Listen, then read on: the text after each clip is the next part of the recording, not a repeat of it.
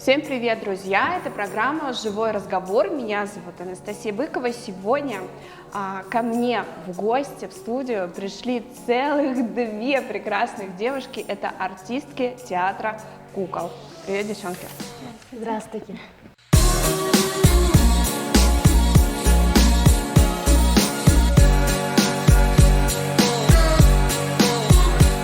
Тувинскому театру «Кукол» 10 лет. У нас в гостях ведущие артисты Тувинского государственного театра «Кукол» Аилга Межидаржу и Намин Карашпай. Девушки-выпускницы РГИСи города Санкт-Петербурга. Первый профессиональный театр «Кукол» в нашем регионе был учрежден решением правительства Республики Тыва в феврале 2013 года, то есть ровно 10 лет назад. В интервью мы поговорили о первых шагах театра, о будущих премьерах, что сложного в профессии актера и о многом другом. Обязательно смотрите выпуск до конца, если хотите увидеть, как с помощью рук и голоса оживает деревянная кукла. Очень приятно, что вы сегодня пришли, и очень приятно, что вы представляете наш Тувинский театр «Кукол». Расскажите, как вы туда попали, как вообще сложилось так, что вот жизнь, судьба вас привела туда? Знаете, в театр «Кукол» я попала чисто случайно. Так, все интересные истории так и начинаются. Случайно в Вайбере наткнулась объявление, набор в театральную академию. И я подумала, интересно, а пойду-ка я туда. И пошла. И сдавали, что мы сдавали? Стихотворения, танцы, прозы, пели, танцевали, вот. Ну, прошли отбор. Это здесь было у нас, да? Да, в Кызыле приехали. В Кызыл приехали Николай Петрович Наумов. Они отбирали студентов, абитуриентов, будущих студентов. Ага. Да. И у нас было творческое испытание. Так. И там было примерно 20 или 19, столько людей, ну, в общем-то, нас выбрали, и я понятия не имела, что такое театр «Кукол», и всегда думала так, я вообще понятия не имела, а потом я подумала, я буду актрисой, и все такое, пойду-ка я покорять мир, ну, в общем, мы уехали в Петербург, поступили, и на первом курсе мы начинали с тренинга, то есть у актера-кукловода должны быть очень гибкие руки. Так, Я-то думала, да ладно, я же пианист, мне сложно не будет. И там начались какие-то упражнения, я-то думала, все, будем играть и все такое. А тут началось вот упражнение макраме на подвижность рук, и солнышко, это как называется? Стена, лифт. Очень разные упражнения на гибкость рук. Очень так разнообразно. У нас резко поменялось мировоззрение с 9:30 до 11 в академии вообще. Знаете, такой... А вы вместе учились, да? В одном курсе учились. Прям на одном потоке вместе поступили, вместе поехали, да? Получается, нас отобрали как тувинскую труппу. А это что была за тувинская труппа такая? Специально по... Отбор, по-моему, раз в 10 лет или в 5 в театр «Кукол» или драматический театр оставляют заявки обучения будущих актеров. И вот мы попали в этот список. И вот. А сколько всего вы человек уехали отсюда? Уехали 10 человек, да? 5 мальчиков, 5 девочек. Потом на первом курсе отсеялись 5. 4 мальчиков и 1 девочка. Было сложно. Сложность в чем? В том, что вот эти непривычные какие-то задания, упражнения или какая-то психологическая сложность? Скорее всего, больше психологическая сложность, нежели... Это просто, получается, перевернули наш мир на 360 градусов, прям полностью. А вот что такого изменилось? Я думаю, что у многих возникнут вопросы, ну вот как? Все же были студентами, да, ну многие, по крайней мере, проходили через вот эту альма-матер, там, студенческую жизнь и так далее. Вроде ни у кого ничего не переворачивалось. Что конкретно, вот какие-то конкретные пункты, что там поменялось? Мы никогда не думали, что нам будет так сложно, потому что ты каждый раз на сцене, и каждый раз ты борешься со своими страхами, демонами. Но, знаете, на первом курсе мы такие прям зажатые, страшно прям. А страх чего? Страх сцены, у тебя зажатое тело, даже ты не можешь быть, актер должен быть свободным, такой, свободным в принципе. А вот мы были зажатыми, и было сложновато как-то. Вот интересный тезис, убеждение, актер должен быть свободным. А вот в чем для вас заключается свобода? Интересный вопрос. Давайте, вот Айлга отдельно ответит, и потом уже Намин тоже ответит. Каждый по-своему. Я думаю, каждый по-своему это воспринимает. Ну да. Или что? Или Да, я-то думала, Намин начинает, так что... В моем случае актер свобода это значит, что как в принципе я как человек, не в первую очередь как человек чувствую, например, пьесу, как я чувствую этого персонажа, вот моя свобода, а не то, что мне навязали. Я думаю, вот так. Хорошо, круто. В принципе, у нас получалось, но было очень сложно, конечно. У нас сначала, Отличие, то есть педагог от нас требовал, чтобы, когда мы играем на сцене, да, мы не выступали как Айлга или как Намин или кто-то другой, не как сами, а мы должны понять суть этого персонажа, то есть мы должны отделить себя от этого персонажа и будем искать черты этого персонажа в себе. То есть ищем, и на сцене не должен играть Айлга, а именно должен играть этот персонаж. Так что свобода, я бы сказала, переключение от одного образа и сценического образа и от себя. То есть. Круто, круто, да. Это прям очень, очень точно. Потому что в жизни, если мы посмотрим на жизнь, по сути, свобода — это действительно, когда ты умеешь переключаться. Знаете, у нас в театре есть такой очень талантливый актер, я за ним очень много слежу, Орлан его зовут.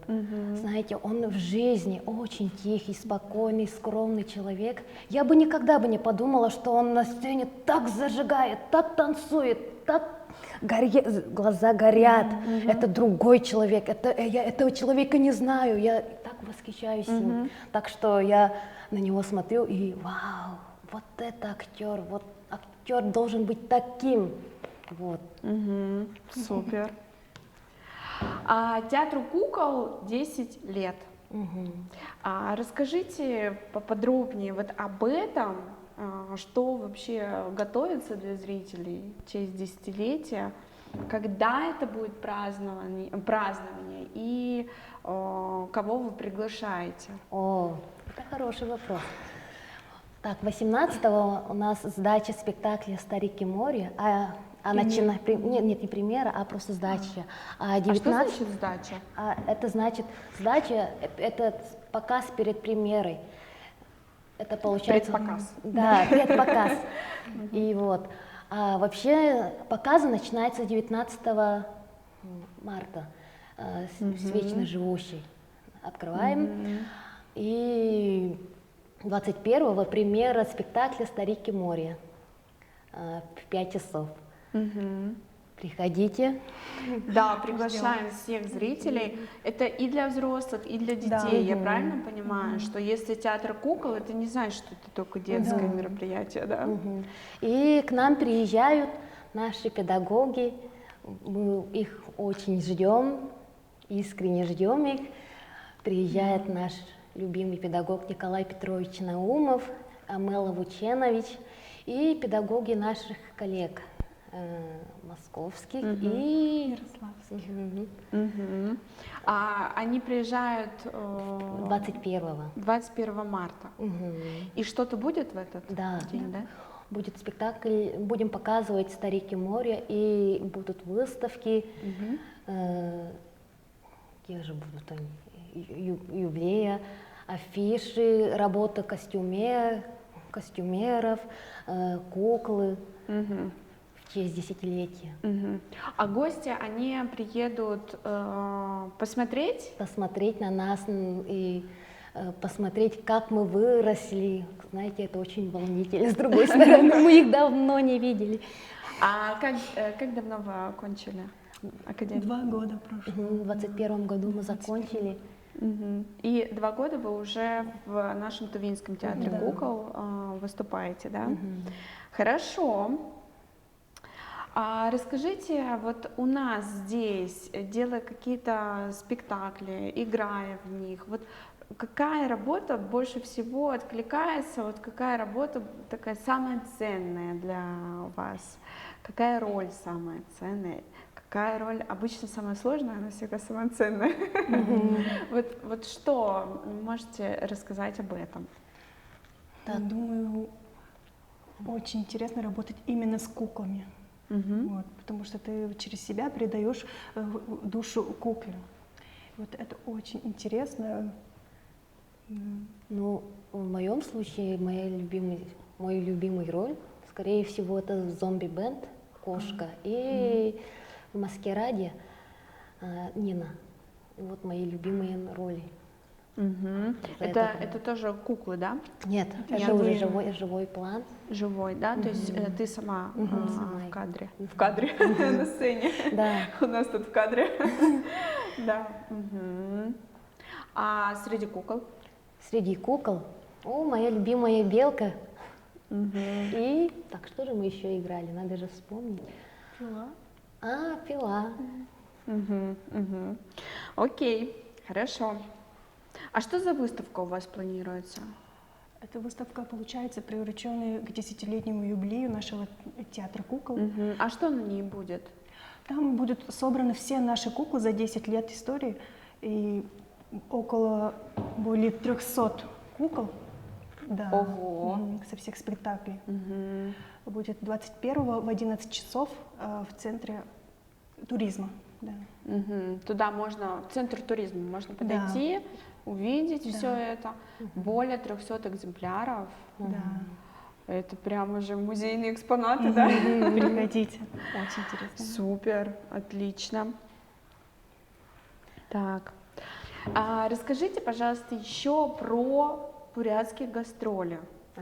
Планируются гастроли, я так понимаю, правильно? К нам приезжают наши коллеги, Бурятский театр кукол «Ульгер», что в переводе Сказка. «Сказка». И приезжают к нам они со спектаклем «Волшебная стрела». Что еще? Волшебная стрела, между прочим, это победитель золотой маски. Вау. Да, А они когда уже можно 4-ды будет, победители. посмотреть? С 26 по 29. 3 дня.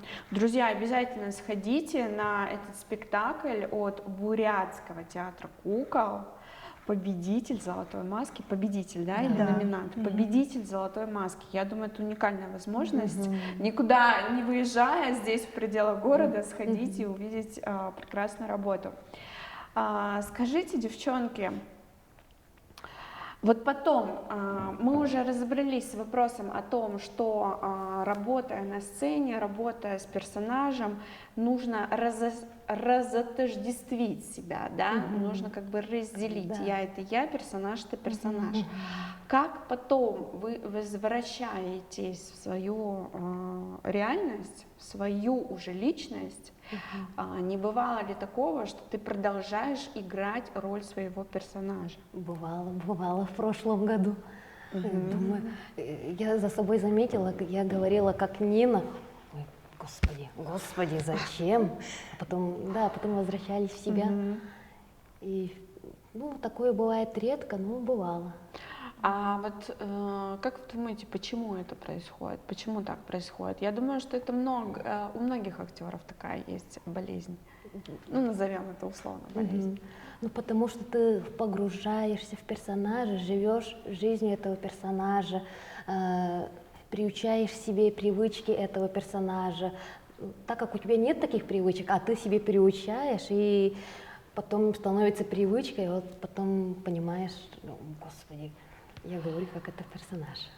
Это же еще раз доказывает то, что человек может, по сути, стать кем угодно, если захочет. Как говорят, дайте ему маску, да? Да, если ты хочешь стать другой личностью, это вполне реально, просто надели ее какими-то качествами новыми, привычками, и делай это, и ты Да. станешь другим человеком. Да. Блин, как круто! Просто настолько это очевидно на самом деле, но многие люди очень боятся выходить вот за рамки того, что они уже, как бы, кем они уже являются, даже несмотря на то, что они хотят стать кем-то другим. И вот сейчас вы, благодаря своей профессии, показываете, что это на самом деле возможно. Да. Ну, минус в том, что когда ты изучаешь этого персонажа прям полностью, да, а потом тебе дают другую роль, где этот персонаж вообще другой, всегда не вовремя появляется тот персонаж, который ты работал над ним, а должно быть наоборот. Вот минус. И здесь нужно То есть очень, контролировать, учитывать. да, здесь нужно очень умело жонглировать вот Да, этим всем. А как психика, она справляется вообще с такими штуками, когда ей говорят, сегодня ты вот это, завтра ты вот это, послезавтра ты вот это? Знаете, хочется, чтобы она справлялась быстро, компактно и все такое. Как кнопку Да, нажала. как кнопку нажимаешь, но все-таки человек это живой организм, и не всегда это удается. И бывает, что годами ты не можешь вытащить этого персонажа из себя. Он иногда тебе мешает создавать другую роль. А сколько в среднем длится вот это вот перерождение, так это назовем? Ну, по-разному. Может даже не проснуться.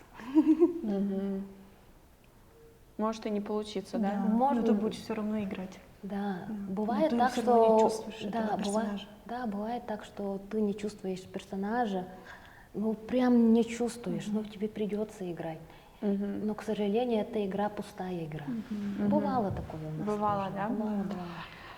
А что для себя вы выбираете делать в этой жизни, чтобы быть более эмпатичными, ну, то есть чтобы более тонко чувствовать, проникаться туда, вот в эти роли? Есть какие-то упражнения, есть какие-то, я не знаю, специальные действия, которые вы делаете? В первую очередь, ну, мы смотрим историю, историю, в то время, как они одевались, как они разговаривали, о чем думали, вот чем они увлекались, искали их историю. И прежде всего еще смотрели старые фильмы, например, ну, чтобы Если была персонаж из подсказка, каких-то да. тех лет, да? Из прошлого. И работаешь особенно над голосом. Это огромная работа над голосом. Ага, это упражнения какие-то специальные, да? Да, есть. В академии научили у нас какие упражнения, что прорабатывать низа. С Калистратовной делали. Ну покажи мне, знаете, у нее отличные низы. И она прям С удовольствием. С удовольствием. Вообще с удовольствием просим. Например, чтобы проработать низкие тона.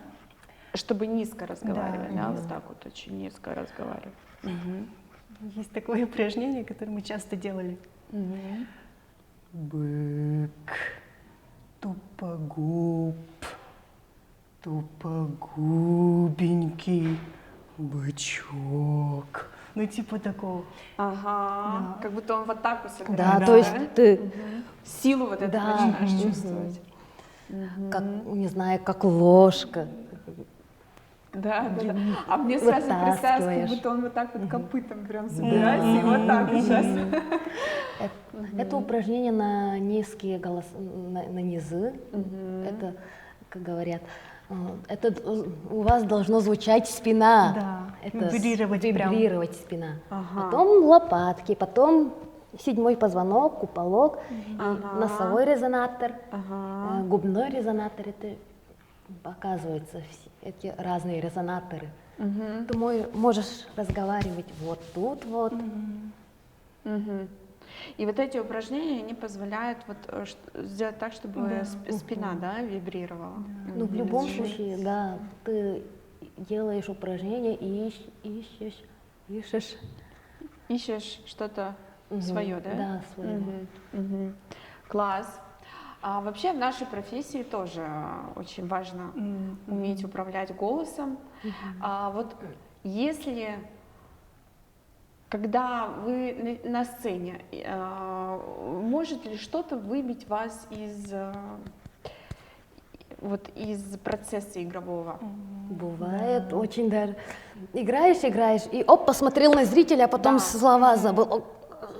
Потом у тебя такой ступор, такой белый лист бумаги, такое бывало. В этом случае придется импровизировать, выкручиваться.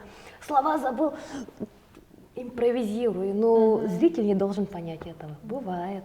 Или играешь, оп, тебе в голову пришло что-то, а потом бывает. Всякое бывает. А потом нормально коллеги, кто вместе с вами на сцене, они понимают, что что-то не то произошло? Они понимают, они тоже импровизируют, играют, а потом, что произошло, что случилось? А я такой, я текст забыла, ой, я забыла. Бывает такое, да. Вот вернемся к голосу, по поводу голоса. Вы в жизни каким голосом разговариваете? Я бы сказала тоненьким. То есть Ну, верхними, слишком, да, да. вот этими резонаторами? Подруга у меня обычно говорит, «Та-та-та-та-та-та-та-та-та-та-та-та». Ты говоришь вот так вот, «Та-та-та-та-та-та», как пулемет. Вот. Она Мне более спокойные низкие тона.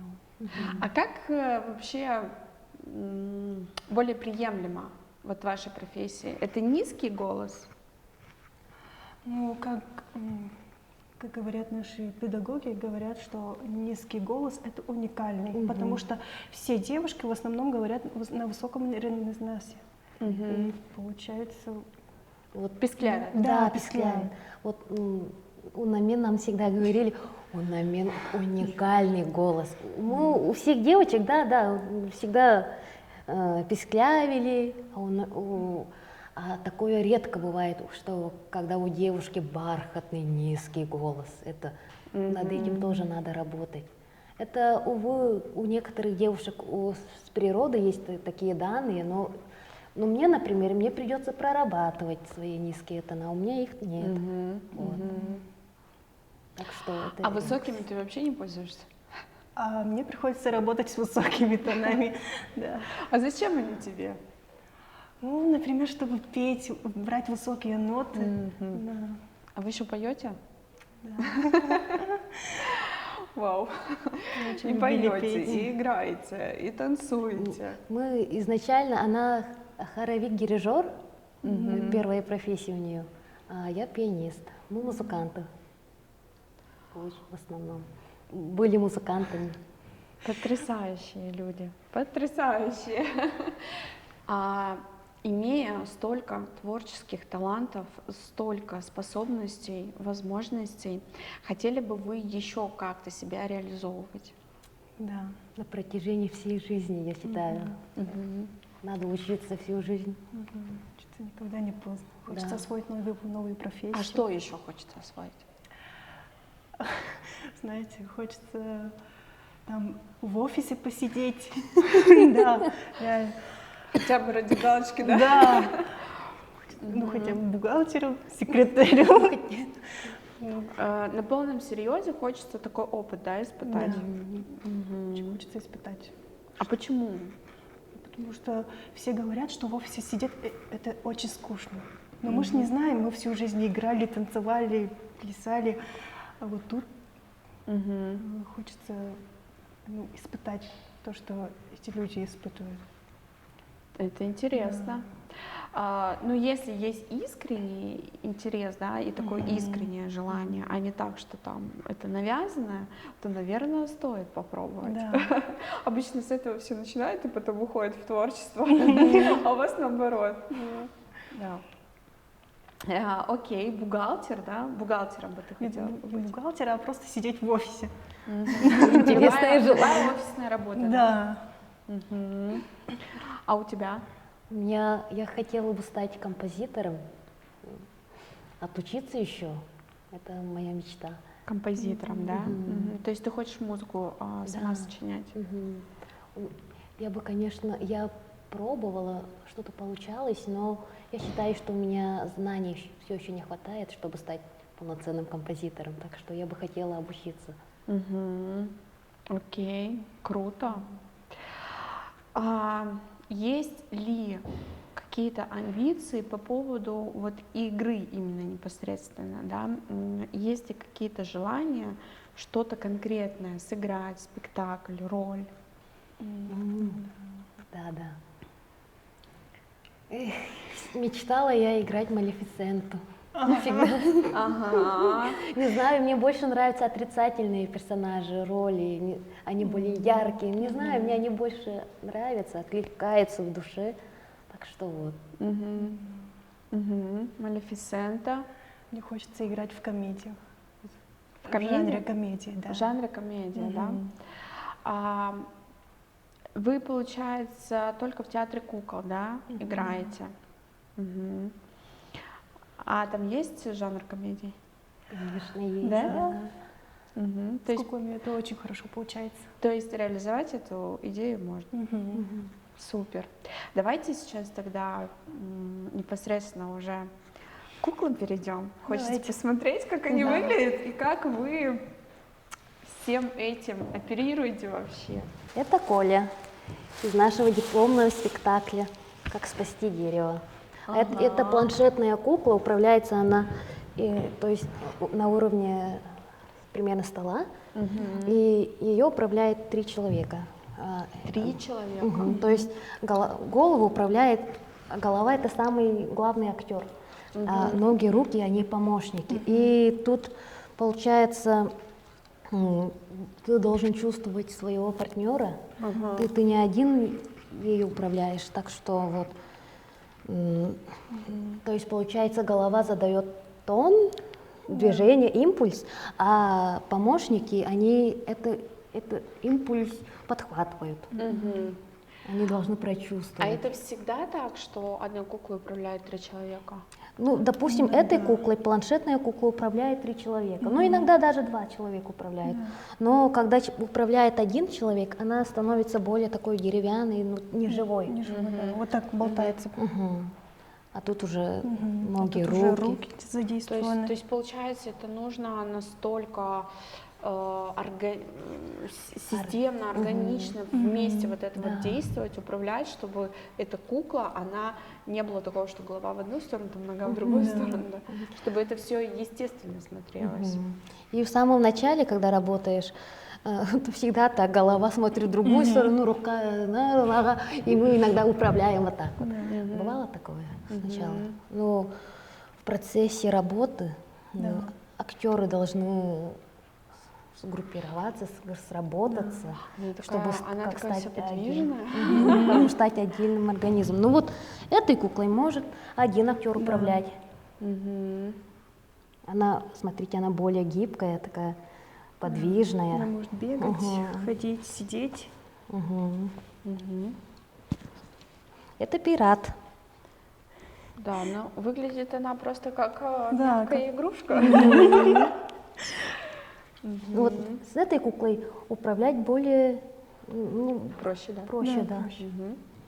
Так, что вы нам покажете? Мы вам симпровизируем, наверное.